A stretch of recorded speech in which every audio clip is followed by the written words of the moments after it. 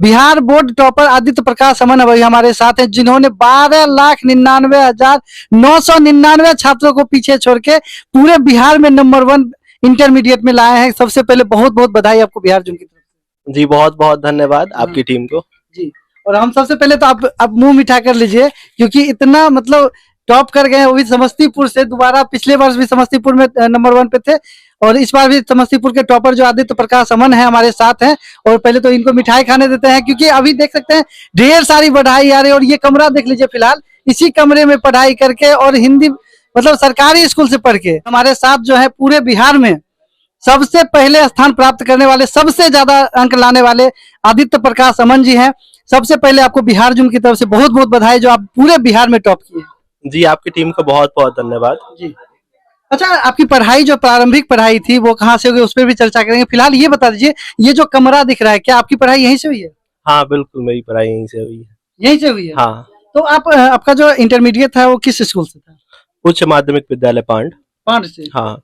अच्छा, वहां से पहले छात्र हैं पूरे समस्तीपुर से, पूरे बिहार के, जो 481 नंबर लाए, वो भी साइंस में। जी जी बहुत बहुत धन्यवाद। आपके पापा क्या करते हैं? मेरे पापा टीचर है। गवर्नमेंट या प्राइवेट? गवर्नमेंट स्कूल में टीचर है। गवर्नमेंट स्कूल में। मतलब आपकी जो पढ़ाई हुई थी किस कोचिंग से हुई थी, किस स्कूल से हुई थी? वो तो स्कूल तो आपने बता दी, कोचिंग किस स्कूल? नहीं, मैंने सेल्फ स्टडी किया और पापा ने सपोर्ट किया, और फिर ऑनलाइन थोड़ा सपोर्ट था। तो इनके पापा जो है वही पढ़ाए, और पापा से सीख के इन्होंने पूरे बिहार में टॉप कर गए। जी बिल्कुल बिल्कुल। अच्छा, जैसे कितने घंटे पढ़ाई होता था?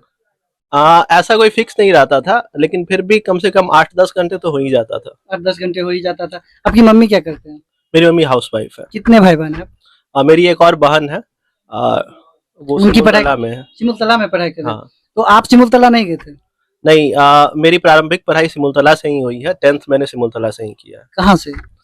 सिमुलतला आवासीय विद्यालय। विद्यालय से। हाँ। 10th से मतलब 0 से लेके 10th तक वहाँ से किए? नहीं नहीं, वहाँ 6 में ही एडमिशन होता है, 6 to 10th। हाँ। उससे पहले कहाँ पढ़ाई? उससे पहले गवर्नमेंट स्कूल में ही थे, यहाँ पे। कहाँ पे?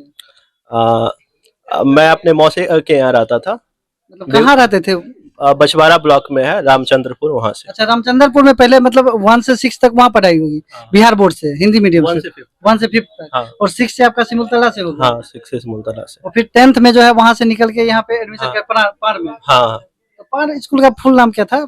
उच्च माध्यमिक विद्यालय पांड। उच्च माध्यमिक विद्यालय पार। जी बिल्कुल। और यहाँ पे देख सकते हैं बहुत सारी किताबें रखी हुई है, जो कि आपको हमको लगता है इंटरमीडिएट से भी हाई क्लास का है। नहीं नहीं, पहले से ही जो पढ़ते आ रहे हैं, तो वो ऑब्वियस सी बात है, जो मतलब बुक कलेक्ट हो जाएगा बहुत सारा। और इसमें पापा का भी बुक है, मेरी बहन का भी बुक है। चलिए, हम आपसे जो है, हमारे जो दर्शक देख रहे हैं, जो छात्र छात्रा हैं देख रहे हैं, जो पढ़ाई कर रहे हैं और जिनका अभी एग्जाम होने वाला है, उनके मुताबिक हम आपसे कुछ सवाल करेंगे, जिसका आप जवाब दीजिएगा, जिससे उनको सीख मिले। जी, तो आपकी जो पढ़ाई थी वो मतलब कितने बजे उठते थे और कैसे कैसे पढ़ाई करते थे? क्या शेड्यूल बनाए हुए थे? नहीं, मैं नाइट बर्ड कभी भी नहीं रहा हूँ। मतलब अर्ली राइजर वाला ही मेरा प्लान रहता है। तो मैं 4:30 बजे, लेटेस्ट 5 बजे जगने का प्रयास करता हूँ, और तब तक जग जाता हूँ। मतलब सुबह 4-5 बजे? हाँ हाँ। सुबह 4-5 बजे से पढ़ते थे और शाम तक पढ़ते थे, रात में नहीं पढ़ते थे? रात में वही 9 बजे तक पढ़ते थे। तो मतलब ज्यादा स्ट्रेस नहीं लिए? नहीं। जैसे आप देखते होंगे कि यहाँ दलसिंह सराय की बात की जाए तो बहुत सारे कोचिंग संस्थान है, पटना की बात की जाए तो आपका कभी मन नहीं हुआ कि अच्छे कोचिंग में जाए तो अच्छा नंबर आएगा? नहीं, बिहार बोर्ड में मेनली स्किल्स पे ध्यान देने की जरूरत है, कि बिहार बोर्ड में ये मैटर करता है कि आपका कॉपी कितना अच्छा है। और कॉपी मतलब मेरा शुरू से ही जो जोर रहा है वो राइटिंग स्किल्स पे ही रहा है। तो आपका अगर राइटिंग स्किल्स अच्छा है, और जितने भी कोचिंग इंस्टीट्यूट्स है उसमें मतलब राइटिंग स्किल पे वो भी ध्यान दिलवाते हैं। लेकिन मुझे ऐसा लगता है कि खुद से भी अगर बच्चा अपना तैयारी करता है, और मेरे पापा खुद गाइड कर ही रहे थे, तो आपके पापा तो खुद हेडमास्टर हैं? नहीं, हाँ, अब हेड टीचर है। हेड टीचर है? हाँ। आपके पापा खुद हेड टीचर हैं, तो आपको गाइड वही किए और कहीं से गाइडेंस नहीं लिए, मतलब पापा से सीखे। पापा ने जो मेहनत किया उसके जो है उनको जो है अब उनके मेहनत का फल आपने दे दिया। जी बिल्कुल बिल्कुल। और पूरे मतलब दलसिंह सराय, पूरे समस्तीपुर के लिए गर्व की बात है, और पूरे बिहार के लिए गर्व की बात है कि नंबर 1 481 नंबर आपको आया।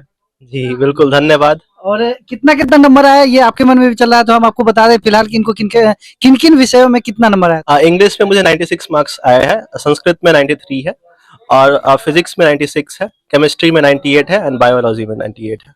बायोलॉजी में 98 है? हाँ। मतलब सब में 98 96, मतलब कम से कम 96 लाए हैं। हाँ, इंग्लिश 93 इंग्लिश में? 93 संस्कृत में, इंग्लिश में 96 है। तो सबसे कम 93 हुआ, उसके बाद तो 98 तक आप एकदम हाँ। टॉप कर गए। हाँ तो देख सकते हैं आप जो है हाई फाई के चक्कर में मत पड़िए, पढ़ाई पे ध्यान दीजिए। जो छात्र छात्राएं देख रहे हैं उनको अगर मतलब अच्छे नंबर लाना है, अच्छे से पढ़ाई कर, तो उनको किन किन चीजों पे ध्यान देना होगा?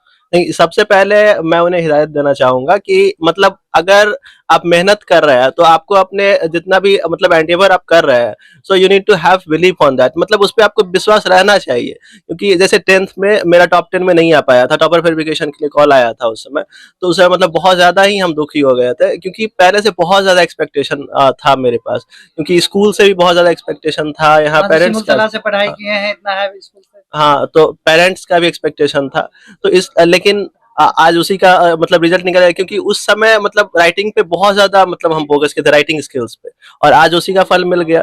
तो मतलब देर से ही सही, लेकिन भगवान उसका रिजल्ट दे देते हैं, इसलिए आपको मतलब पेशेंटली आपको बस कंटिन्यूअसली प्रैक्टिस करते रहना है, मतलब कंटिन्यूअसली आपको मेहनत करते रहना है, रिजल्ट की चिंता भगवान पे छोड़। भगवान पे छोड़ देना है। अच्छा, 10th में आपको कितना नंबर आया था? 10th में मेरा 476 था। 476, फिर भी आप मायूस हो गए थे? नहीं, टॉप 10 में तो नहीं आया था ना। टॉप 10 में नहीं आया था, लेकिन टॉपर वेरिफिकेशन में आपको बुलाया गया था? हाँ बुलाया गया था। हाँ। तो जब आपको बुलाया गया था पिछली बार, तो आपको क्या लगा था कि इस बार मेरा टॉप 10 में आएगा, टॉप 5 में आएगा? नहीं, स्कूल के टॉपर ही हम रहे हैं, इस कारण से हमको लगा था जो आ जाएगा। आ जाएगा।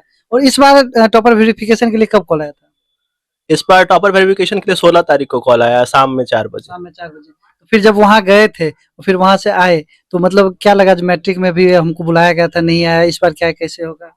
नहीं, इस बार हम सब कुछ भगवान पे छोड़े हुए थे बस।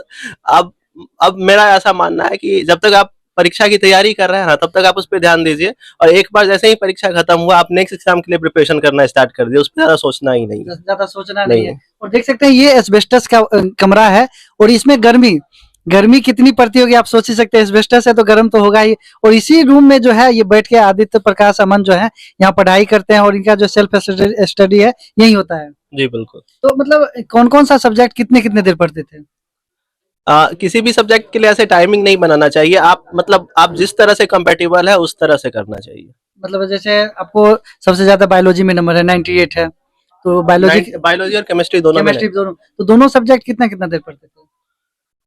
फिर मैं कहना चाहूंगा कि मतलब उसमें टाइम मतलब ऐसा बाउंडेशन नहीं रहता था, जो जिसकी जरूरत ज्यादा मुझे लगी उस तरह से।